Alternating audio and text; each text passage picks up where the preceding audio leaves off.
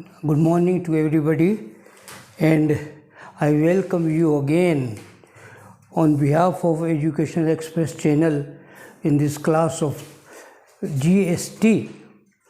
And under this subject, GST, Goods and Service Tax, we have started in the previous session custom duty. The topic was custom duty, और उसमें हमने introduction देखा था, उसकी brief history देखी थी, फिर उसके बाद ऑब्जेक्टिव्स देखे थे कल।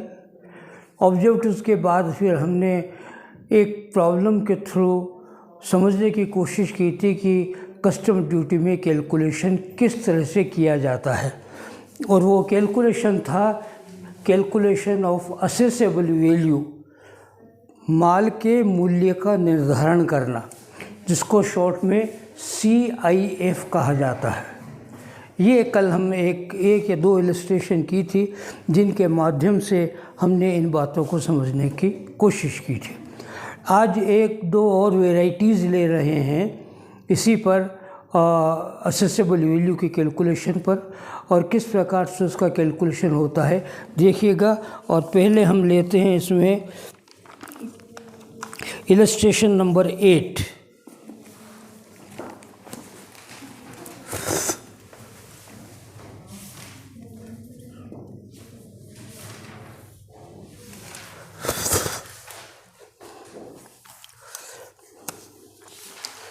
एट्थ इलस्ट्रेशन है पटेल चौधरी की बुक का, और उसमें ये बता रहा है PQR कंपनी लिमिटेड ने संयुक्त राज्य अमेरिका USA से एक मशीन आयात की है।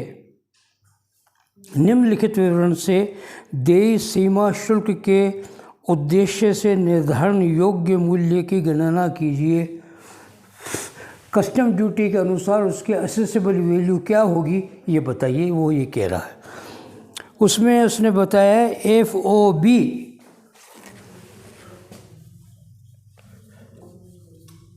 और वो है FOB $20,000 अमेरिकन डॉलर है। फिर फ्रेट किराया, और ये किराया एयर का है, बाई प्लेन आ रहा है माल, और वो है $6,000। फिर उसके बाद उसने कहा है engineering and design charges paid to a firm in USA designing, उसकी है $1,000। फिर उसके बाद है लाइसेंस फ़ी,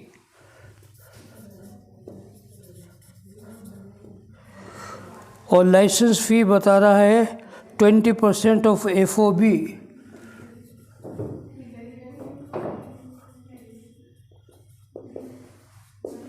फिर उसके बाद उसने कहा material and component supplied by the buyer free of cost. Material and components ये फ्री दे रहा है, जिसकी कीमत है ₹40,000। ध्यान रहे रुपए में है ये। फिर उसके बाद कहता बाइंग कमीशन, और ये कमीशन जो है paid by the buyer to his agent in USA में दे रहा है ये, एंड इट इज़ $200। इंश्योरेंस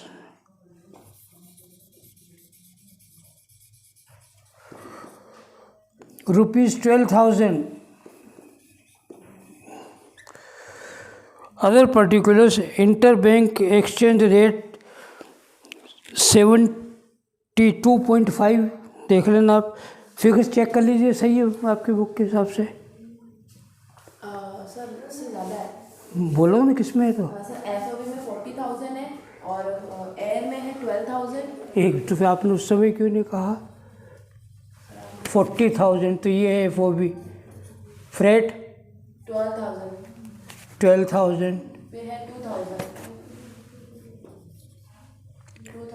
हाँ, उसके बाद है लाइसेंस फ़ी 20%। हाँ ठीक है। Material of the component supply वो है 80,000। 80। बाइंग ऑफ हाँ बाइंग कमीशन है $400 में। एक मिनट। हाँ $400 में। और फिर इंश्योरेंस पेड है 24,000 रुपीज़। 24,000। बस और तो कुछ नहीं है। Okay. Other particular other particulars में देखिएगा, इंटर बैंक एक्सचेंज रेट वो दे रखी है $1 इज इक्वल टू 72.5। फिर CBIC की रेट दे रखी है $1 70.25।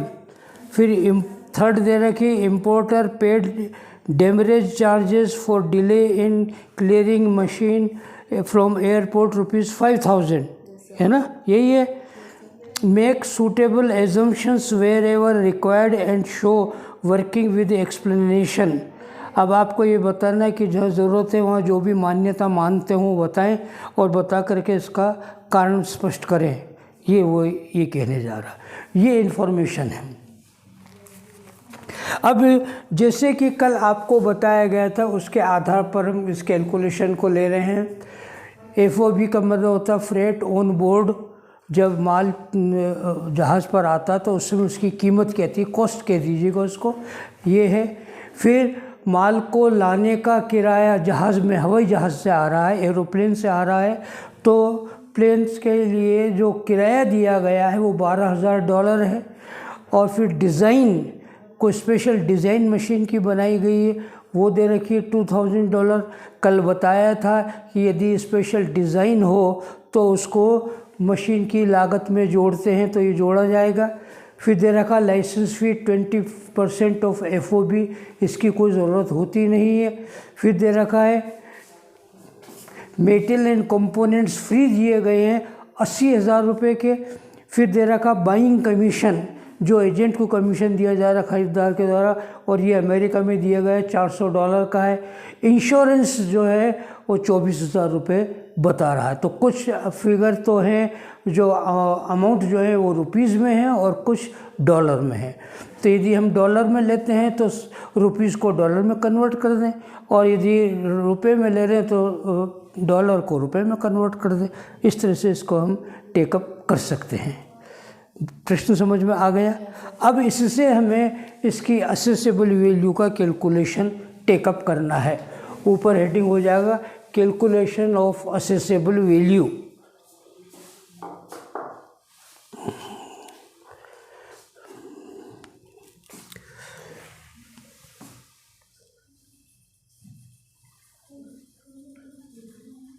Calculation of assessable value।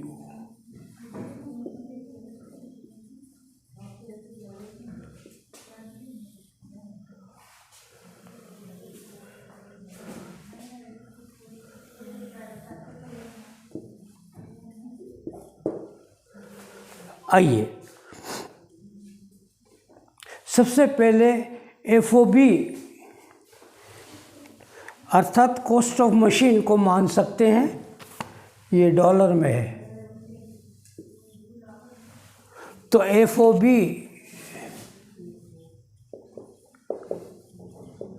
Cost of machine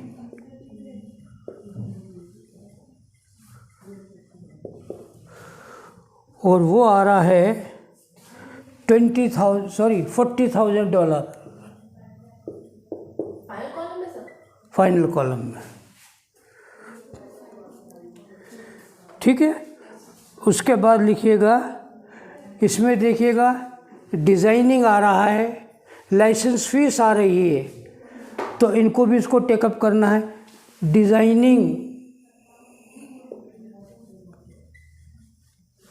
designing का दे रहा है $12,000।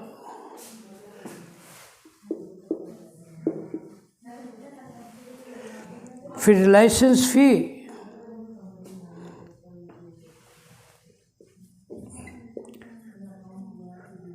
ये देखिए, कल से जो क्वेश्चन टेकअप किया था उससे थोड़ा डिफरेंट आ रहा है। 20% इंटू FOB है 40,000, बोलिए 8,000, हाँ $8,000। फिर उसके बाद उसने दिया है, लाइसेंस हो गया। मटेरियल एंड कंपोनेंट्स जो हैं वो फ्री दिए जा रहे हैं। मटेरियल एंड कंपोनेंट्स ब्रैकेट में लिख लें फ्री, परंतु ये रुपीज़ में है और 80,000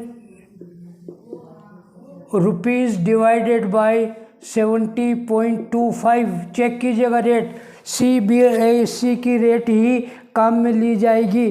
3 रेट दे रखी हैं, एक तो दे रखी इंटर बैंकिंग एक्सचेंज रेट 72.5, एक CBIC की रेट दे रखी 70.25 और एक इम्पोर्टर की रेट दे रखी है वो अलग। हमें केवल रेट कुछ भी दे, परंतु हमें कंसीडर करना है केवल और केवल CBIC की रेट को। चाहे RBI का नाम भी लिखा हो तो उसको कंसीडर नहीं कर सकते हैं हम, CBIC की रेट को लेना है। या आप चाहें तो ब्रैकेट में लिखिए CBIC रेट, ताकि ध्यान रहे फ्यूचर में आपको। बोलिएगा कितना अमाउंट डॉलर में आ रहा है ये? सर 1138 पूरा हाँ। चेक कर लो। 80,000 डिवाइडेड बाय 80,000 बटे 70.25 यस सर, अर्थ 1138 1138 $1138। बस यही हो गया आपका। अब हमें लेना है फेयर इसका, इसी को कहते हैं FOB। ये कस्टम की FOB है, ब्रैकेट में रखना कस्टम।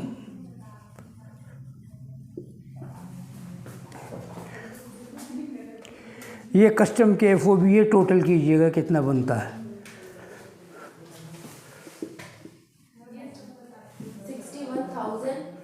138। ये कस्टम की FOB होगी, ठीक है। अब जब कस्टम की FOB हो गई है तो freight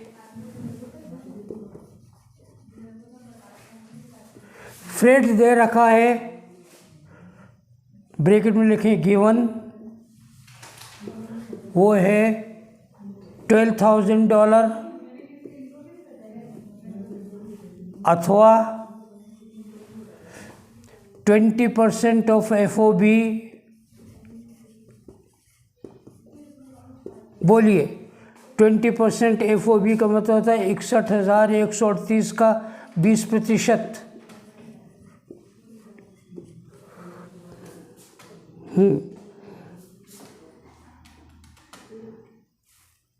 sir 12,000 sorry sir 1,22,000 not possible. 6 हाँ सर 12,000 6,012 हाँ 12,000 227 ये 12,227। ब्रैकेट में लिखे this is limited up to 20% of FOB।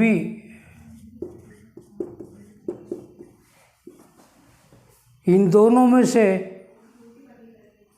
जो है वो 20% आ रहा है वो, और वो आ रहा है 12,227, ठीक है।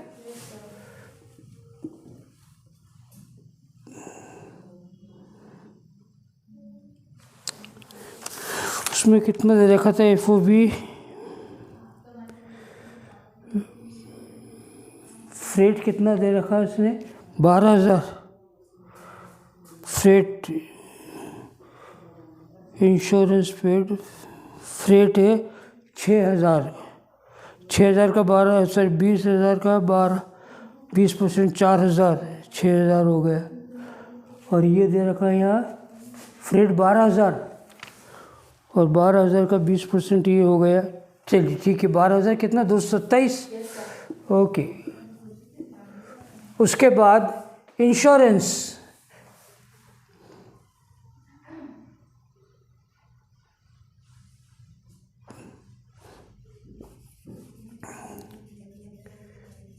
इंश्योरेंस दे रखा 24,000 रुपये।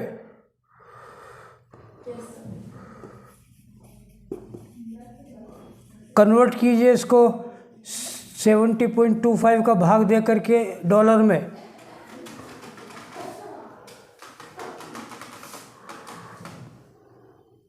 सर 342। 342, ये 342, बस हो तो कुछ नहीं रहा है। बाइंग कमीशन ये कहाँ दे रहा, बाइंग कमीशन इसने, बाइंग कमीशन $200, ये हाँ, तो ये खरीदार का कमीशन है, हाँ, सेल्स का कमीशन नहीं है। इसे छोड़ेंगे, नोट डाल देंगे, उस समय टोटल कीजिएगा, टोटल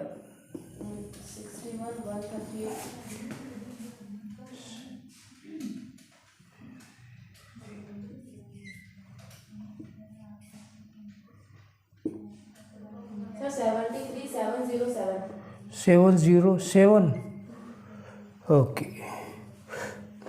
CIF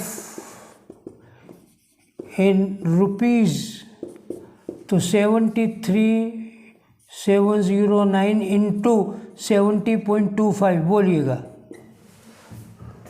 709 नहीं, 707 707 इंटू 70.25। 25 ये आया सर अपने को 51,77,916। 51 लाख, हाँ 77,000 हाँ 960। 960 सर 16 सर 16। 916 जी, आपके चेक कर लो उत्तर इसमें, क्योंकि मेरे नहीं चेक हो पाएगा। सर नहीं आ रहा, कितना आ रहा है इसमें? मुझे तो कुछ क्वेश्चन ही आपका करा हुआ और ये बिल्कुल डिफरेंट है, मुझे समझ ही नहीं आ रहा। 43 है ना, ये आ रहा है इसका, तो अमाउंट ये आ रहा है, और अपने आ रहा है 53 मिनट से ऑफ करना देखा इसमें। 53 यानी 43 आ रहा, अपने 51 आ रहा, $8,000 का डिफरेंस आ रहा है। इसमें डिज़ाइनिंग की जो को वैल्यू है वो 12,000 नहीं 2,000, ये करेक्शन कर लीजिएगा इसमें। ये डिज़ाइनिंग का जो है वो 2,000 है, 12,000 लिख दिया गलती से, वो 2,000। बाकी अब टोटल चेक कीजिएगा। FOB कस्टम की आ रही है 51,138।